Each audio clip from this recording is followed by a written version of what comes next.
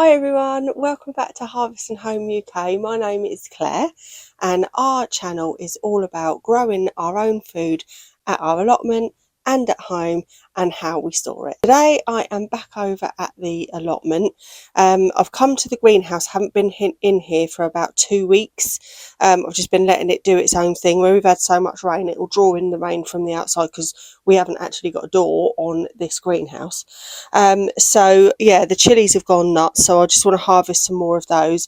Last year our chilies went on right up until I think it was November. I think the last time I picked a load of bits off of the chilies, so I'm hoping that they will go on okay. Now we have been given the keys to our other plot. As I said in a couple of videos ago, we've inherited the plot that's next door but one to our original plot.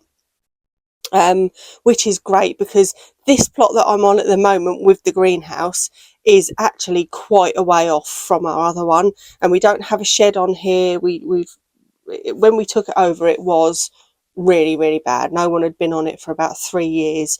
We've managed to clear it as much as we can and got some things growing on it this year after 3 years, but when the opportunity came up for a plot next door but one, I mean, we'd be stupid not to take it. And it's a really lovely plot. It's been well kept and we know the plot neighbour really well. So yeah, we're going to take over that one. So it means from January we won't have this one anymore. We did think about taking this greenhouse with us. However, it is really old. It has really seen better days. We've patched it up and made it work for this year. But having looked at it all the way around and stuff like that, Trev's said, do you know what? It's probably going to be more hassle than it's worth trying to take it up there. So we are going to leave this here as it is. On the second plot that we've got now, that we'll be taking over in January, we have got like a makeshift polytunnel. We're probably going to leave that up for the first, like next year, just because there's so many other things that we want to do on the plot. We want to build a great big cage, like a netted cage to grow our brassicas in and maybe our corn, so that hopefully we might actually get some corn next year. So yeah, we've got lots of plans for up there. We will be taking from this plot our blueberry bushes, our currant bushes, and our blackberry and some of the raspberry canes. We'll be taking all of that over. So that is something that's going to be being done in the next couple of months while it's all quite dormant. At the moment, the raspberries and the blackberries are still producing, so we won't do anything with them yet. We'll leave that until the last thing. But I've been told by a few of our plot neighbours that you can't kill a blackberry bush. So we'll see. But we've got a place that we want to put it over there. So today my aim is down here, because I've only got about an hour, is to try and harvest as many chilies as I can from in here. So let me show you what that's all about. Right, I've come outside so that I'm sort of standing there. As you can see, this is only a tiny little greenhouse. I think it's 6 by 6 maybe, I don't know, something like that. So yeah, I'm just going to come in a bit because the wind's picking up. So I'm going to harvest as many of the basket of fire as I can. There's about 5 jalapenos on there, and the Scotch bonnets are doing well. You can see a little sprinkling of red. I'm going to get them off. The cayennes seem to have seen better days, but I will take off what I can. There's quite a few of the sweet bell peppers, so I'm going to take some of them home because I will start using them now anyway. Now that we're going to have more sort of cooking going on indoors because it's autumn winter time. And in an absolutely unbelievable turn of events, we've actually got a little melon. I can't believe it. I really didn't think I was going to get anything. But one is better than none. I mean, I think it needs picking. It's seen better days. All of this is dead. So I'm gonna pick that and cut that when I get home. see what it's like. Oh, I nearly walked into a spider's web. Yuck. Right, so I'm going to crack on with harvesting some of this and I'll show you what I get.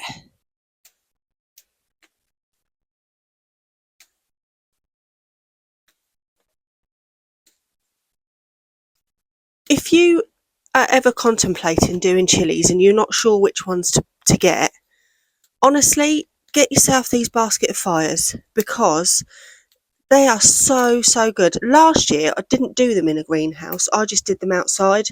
And that's when, like I say, they were still producing, not as many as this has this year in the greenhouse, but it really did go right on until November.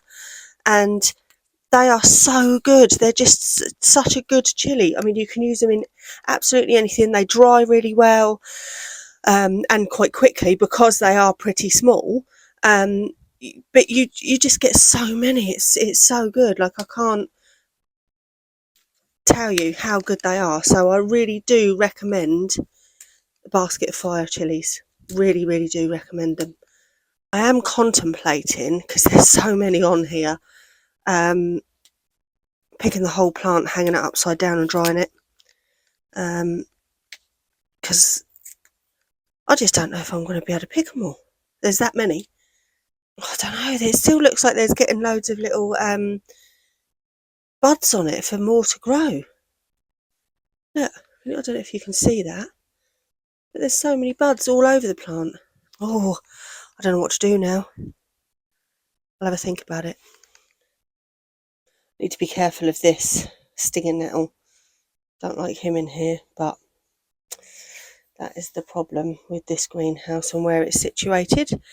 Anyway, while I'm doing this, I just wanted to go through a couple of the questions that people have asked. So in my last video, I was doing some jarring, canning, whatever you want to call it, and I did a water bath, and I haven't got a proper water bather that's got, normally they've got like a metal thing in the bottom that you can put your jars on, because you don't want the glass jars touching the bottom of the pan when it's getting hot, because they can split and crack, and that's not what you want. So I always put a tea towel in the bottom of mine. Anyway, someone asked me where the big sort of metal bowl came from that I use for that, and I got it off of my mum. So I asked my mum about it, and she said that she got it when I was a baby. I don't know, I can't remember if she said she got it from someone now, but she got it anyway when I was a baby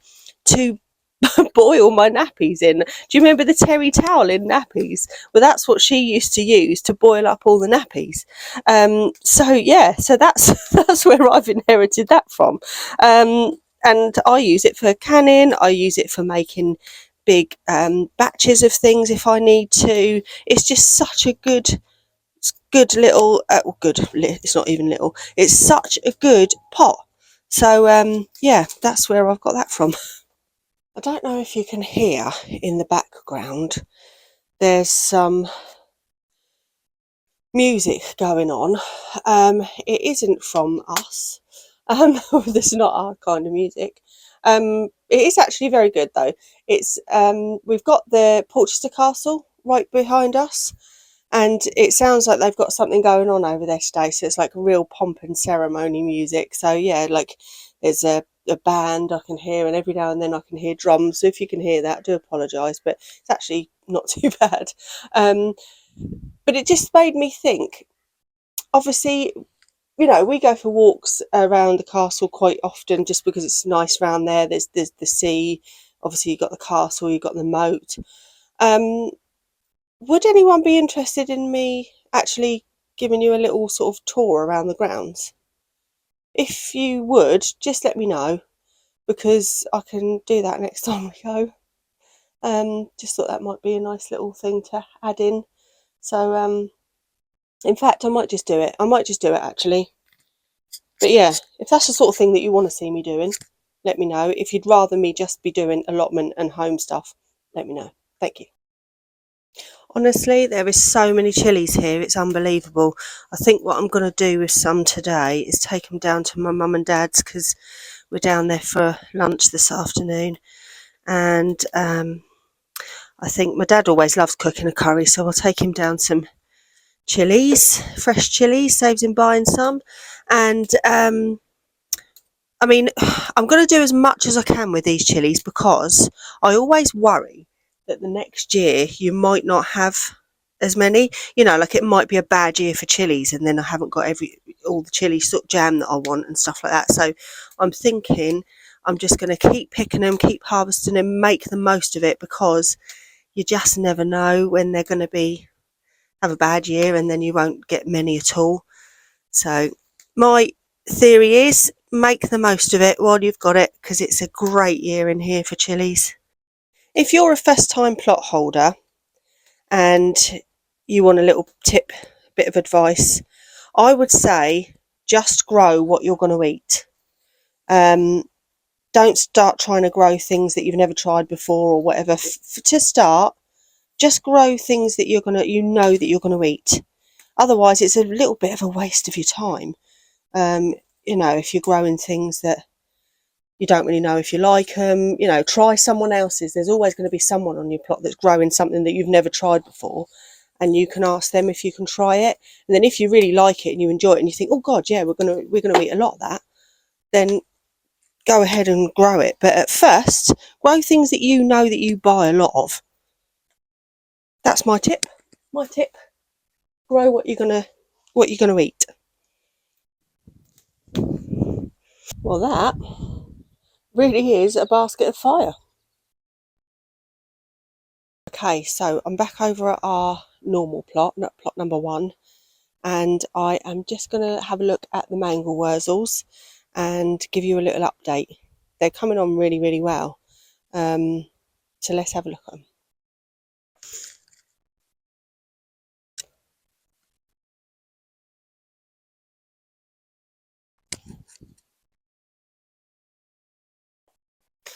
Okay, so hopefully you can see this is a mangel wurzel, but the bit that you eat is the bit at the bottom, and that's grown enormous from last week when we looked at it. Let me see if I can show you a bit closer.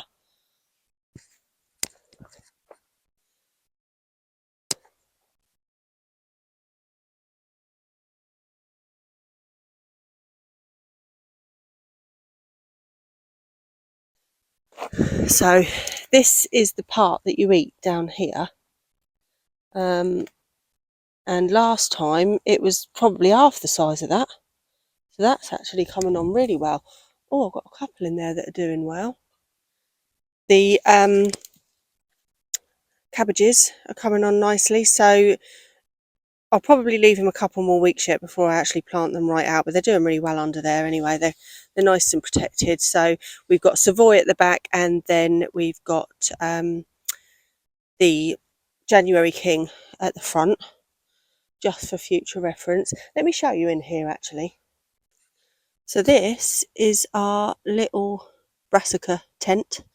So we've got quite a few mangel wurzels in there, if you can see them dotted all around. I dotted them sort of diagonally to each other just to give them enough room to grow out, because they do grow really quite big and the leaves grow massive. And as well as the cabbage, we've also got through there, I don't know if you can see them, some, let me move that, hold on. Let me take him off because he can go in for the chickens. These little bits all the way through the middle, all the way up there, that is all kohlrabi. So I'm hoping that I can get some nice kohlrabis throughout the winter to pop in stews and things like that. A lot of people use them in coleslaw. I quite like them in a stew. So yeah, this one's quite big as well. Look at him. He's getting really quite big. This one, he's getting quite big as well. Tough for them. I didn't think they were going to actually do anything this year, but they're actually all growing quite big. So quite pleased with them actually. Right, we're over the plot again today, and we have got to tackle the new plot. So Trev is going to be in the distance mowing, and I am going to be hopefully putting a load of cardboard down and getting a load of wood chip from the other side, so that we can re-wood chip the paths and de-weed everything. We've also got there some compost bins that are all full, so I want to put them inside these pallet collars, and if we can, if we've got time, let me just walk over there. Hold on. I'm trying to stay away from the lawnmower so it's not so loud. If we can, we want to deal with this patch because this is where Bob, who used to have the plot, grew all of his onions.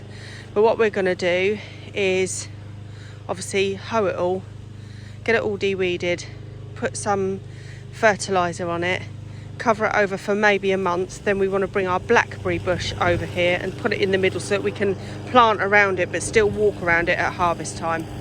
So yeah, lots to do today.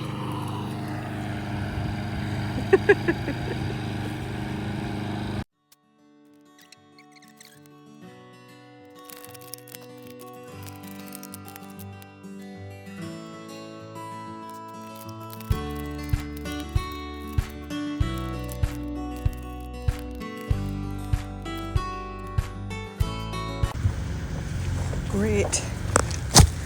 Super smashing lovely great. Fantastic, super great.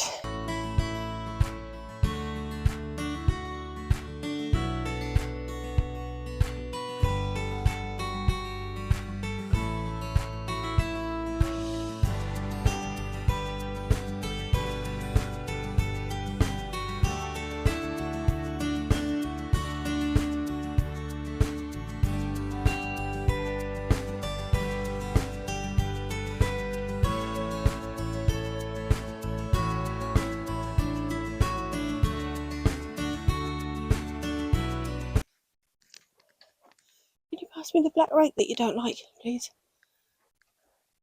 Cheers. It's not your friend.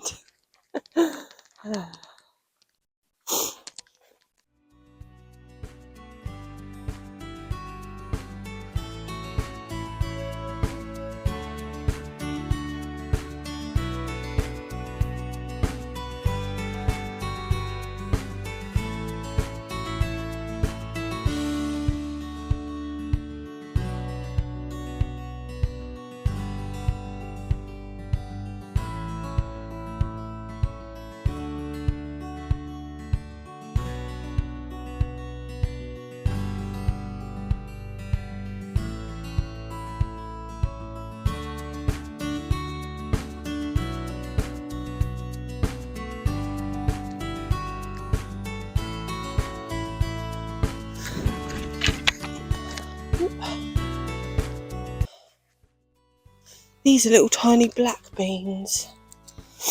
Let's find a good one to show you. Oh, ladybird, careful. Yeah, these are little tiny black beans, look. So I'm going to save as many of them as I can. Put in a different jar.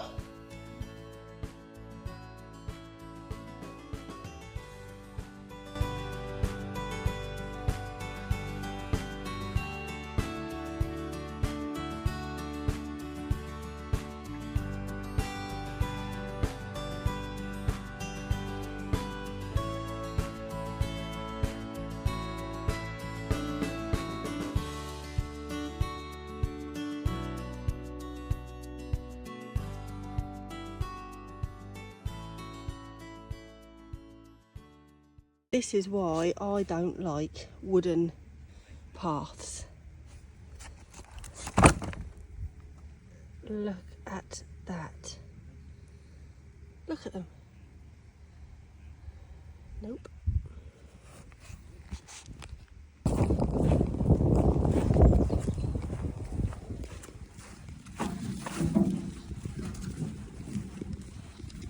Shaky, shaky.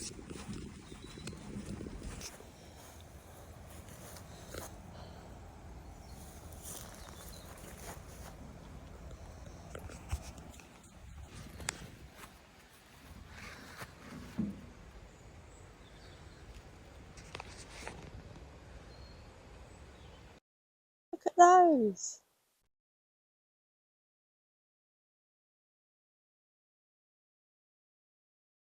So, this is our wood chip pile at the allotment. And as you can see, all of the good stuff is over the back. So I've got to put the wheelbarrow right up here, and I've got my hay fork, and just have to keep filling it up from the back. Is there anywhere to go around? Looks like some people have come around the side, look, but I'll just keep doing it that way, it's easier. Right, okay. See you back at the plot. What we're doing is popping cardboard down and then popping wood chip on top. So that'll create our paths and keep it relatively weed free for a while over the autumn and winter. And then if we really wanted to, we could actually plant back into that in the spring and summer, but we probably won't be. We probably will be just using it as path. So yeah, that's what we're doing. So far, so good. Right, okay, so things look a lot different. I haven't videoed everything purely because I'm sure you don't want to see us doing all of that. So let's run through what we've done. This has been hoed over, raked over so it's nice and flat, and then we've covered it over. I've taken out the 2 bean pods, bean teepees, sorry, that were there. They've been taken out. I've got loads more beans that are dry.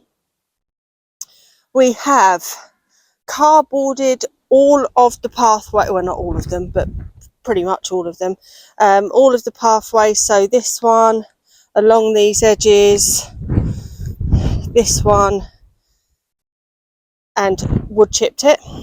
We've also wood chipped, sorry about the wind if you can hear it, and we've also wood chipped this. Trevor's sorted out the strawberries and taken out all the weeds and well, as much as he can, and had a good look through them. We had some carrots that we found, so that was good. So we've got a few carrots to take home, and I'm going to leave some in there.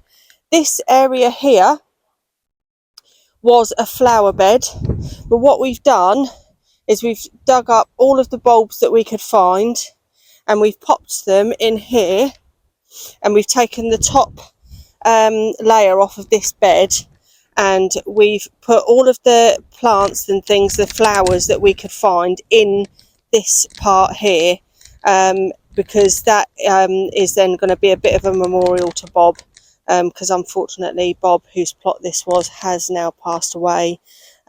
So we've got a Bob's flower bed actually, because he really loved his flowers. So we put everything in there, and we've put up his bird feeder in here as well, because he liked feeding the birds. So, and he'd left a load of bird feed and everything in there, so we've done that and made this now our path. So what we are hoping to do is in the future, this is a strawberry bed. We're going to extend that right out to in line with these, and have a massive strawberry bed, because we absolutely love strawberries. We've never got enough, even though we've got a massive patch at home, and we've got a patch on our other plot as well. We've just never got enough. So the plan is to walk all the way up here. So this is going to be the main walk through path. Then here we are, you see this blue thing, this blue netted cage? What we're hoping to do, well, what we are going to do, is take that out to where this edge is, come back to here. We're going to have a doorway here, so it's all really, really square, and this whole area is then going to be a netted house, so that we can do all of our berries and things in there, and then the birds don't get any of it.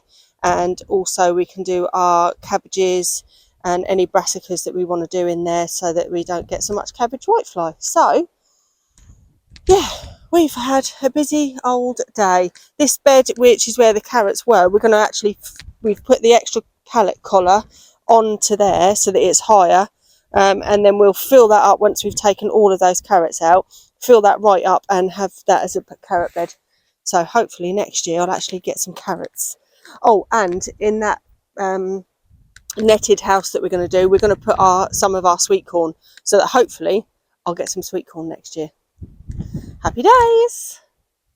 Okay, so I am back home, and it is a really lovely afternoon. So I'm going to take the sweet potato out.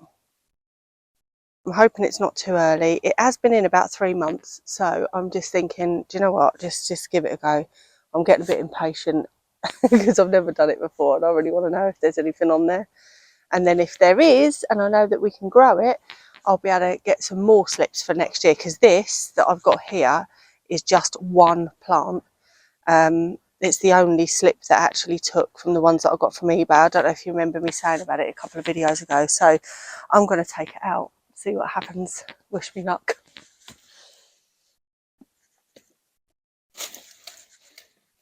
Hopefully you can sort of see what's going on. So I've never done this before. The soil's nice and loose. Oh, I hope I've got something. That would be well smart if I have. I don't know if you just pull it. I don't really know. It's meant to be a Covington variety, so it is just a bush variety, which means sweet potatoes won't grow off of the vines. They'll grow in a clump at the bottom. So let's see if we've grown any sweet potato. Oh, I really hope there is something. Oh, oh, well, that didn't work, did it? Oh, I've got two little tiny ones. I mean, very tiny, but it came away from whatever is in the bottom of the thing. So let's see, shall we? Oh, I can feel something. Oh, come on. Please be something.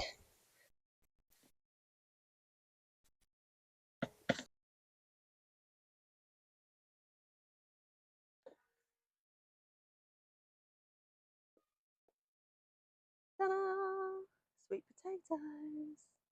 I'm well chuffed with that. All those sweet potatoes. So